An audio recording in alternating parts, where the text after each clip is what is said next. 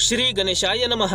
अलख निरंजन आदेश। हर हर महादेव। नमस्कार दोस्तों, एक नए वीडियो में आपका स्वागत है। भगवान शिव की शक्ति आपके शरीर में कैसे प्रवेश करती है, इसी विषय पर आज हम बात करेंगे। जब एक भक्त शिव आराधना करने लगता है तब अनेकों मार्ग से उसको शिव तत्व की प्राप्ति होती है। तो पहला मार्ग है भक्ति मार्ग। दोस्तों, महर्षि व्यास ने कहा है कि जो भी पूजनीय है उसके प्रति प्रेम भाव होना या जो पूजनीय है उस पर प्रेम करना, उसी को भक्ति कहते हैं। उसी प्रकार प्रभु श्री कृष्ण भी कहते हैं कि अपना सब कुछ किसी को अर्पण कर दे, ऐसे समर्पण को ही सच्ची भक्ति कहते हैं। भक्ति का शाब्दिक अर्थ है भज सेवायाम, अर्थात भक्तों द्वारा ईश्वर की सेवा करना। कहते हैं कि यदि भक्ति में शक्ति हो तो असंभव कार्य भी संभव होने लगते हैं। वास्तव में भक्ति केवल शब्द नहीं अपितु प्रेम, विश्वास और समर्पण का सामूहिक भाव है, जिसके द्वारा हम परमानंद की प्राप्ति कर सकते हैं। आप 3 तरीकों से शिव भक्ति कर सकते हैं। पहला तरीका है सात्विक भक्ति, दूसरा तरीका है राजसिक भक्ति और तीसरा तरीका है तामसिक भक्ति। हर एक शिव भक्त का भक्ति करने का अपना ही एक तरीका होता है। आप जिस तरीके से भी शिव भक्ति कीजिए, आपको शिव तत्व और शिव जी की शक्ति अवश्य प्राप्त होगी। लेकिन इस भक्ति मार्ग में भगवान शिव की शक्ति आपके शरीर में कैसे प्रवेश करती है, इस बात का उत्तर है कि शिव जी की शक्ति आपके शरीर में ही निर्माण होती है। दरअसल जब आप पूजा पाठ, मंत्र जाप, पारायण, नाम जाप जैसे भक्ति कार्य करते हो तब आपका आत्मबल बढ़ने लगता है। आपकी आत्मा एवं आपके शरीर में शिव तत्व बढ़ने लगता है, जिससे आपको शिव जी की शक्ति भी प्राप्त होने लगती है। अगर आपको भविष्य में घटने वाली घटनाओं का पहले ही आभास हो जाता है तो समझिए कि आपको भी शिव जी की कुछ शक्ति मिल चुकी है।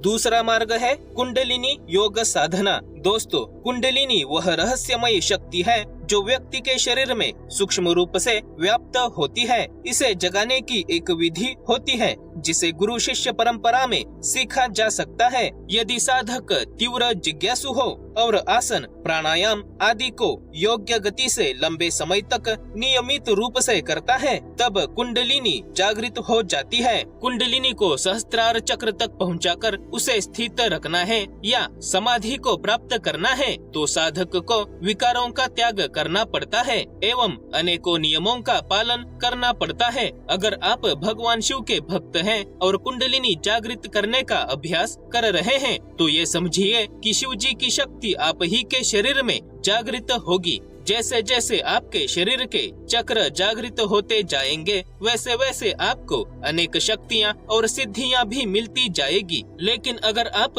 सिद्धियों के पीछे भागोगे तो आपको परमात्मा शिव जी का साक्षात्कार नहीं होगा। सिद्धियाँ आपको भटका सकती है। वैसे शक्तिपात से भी कुंडलिनी जागृत हो जाती है, किंतु अगर एक साधक निरंतर कुंडलिनी जागरण का अभ्यास करता है तो धीरे धीरे कुंडलिनी के साथ भगवान शिव की शक्तियाँ भी उसमें जागृत होने लगती है। तीसरा मार्ग है तपस्या। तपस्या मानसिक, वाचिक और कर्म आधारित है। अपने मन को सभी इंद्रियों व उनके सुख में जाने से रोकना यह मानसिक तप है। व्यर्थ नहीं बोलना और मौन रखना वाचिक तप है। किसी अभीष्ट की प्राप्ति हेतु व्रत रखना, अपने शरीर को कष्ट देना, हठ योग आदि सब शारीरिक तप है। जिस प्रकार सोने को अग्नि में डालकर उसकी अशुद्धियाँ दूर की जाती है, उसी प्रकार सद्गुणों और उत्तम आचरणों से अपने आराध्य की आराधना में लीन होकर अपने हृदय, मन और आत्मा के मैल को दूर किया जाना मतलब तपस्या है। जब एक साधक महादेव की घोर तपस्या करता है तब वह अंतर बाह्य से शुद्ध हो जाता है। तपस्या से साधक का तपोबल बढ़ जाता है। जब उसके सारे पापों का नाश होता है और उसका तपोबल इतना ज्यादा बढ़ जाता है कि महादेव का साक्षात्कार हो सके, तब भगवान महादेव उसके सामने प्रकट हो जाते हैं, अपने भक्त की सारी इच्छाएं पूर्ण करते हैं। अगर साधक को किसी भी प्रकार की शक्तियाँ चाहिए तो भगवान शिव शक्तिपात के जरिए साधक के शरीर में अपनी शक्तियाँ पहुँचा देते हैं। लेकिन वह साधक उतनी ही शक्तियाँ प्राप्त कर सकेगा जितनी उसके शरीर एवं आत्मा की क्षमता होगी और जितना उसका तपोबल होगा। वैसे तपस्या करना बहुत ही कठिन कार्य है। तो दोस्तों, इन 3 तरीकों से भगवान शिव आपको शक्तियाँ प्रदान करते हैं। कभी शिव जी की शक्तियाँ आपके शरीर में धीरे धीरे निर्माण होती है, तो कभी कुंडलिनी जागरण के माध्यम से ये शक्तियाँ आपके शरीर में जागृत होती है, तो कभी शक्तिपात के जरिए ये शक्तियाँ आपके शरीर में प्रवेश करती है। वीडियो को लाइक और शेयर करें, महादेव दर्शन चैनल को सब्सक्राइब करें, शिव भक्ति का प्रचार करने में हमारा साथ दें तथा पूरे श्रद्धा भाव से बोलिए हर हर महादेव। धन्यवाद।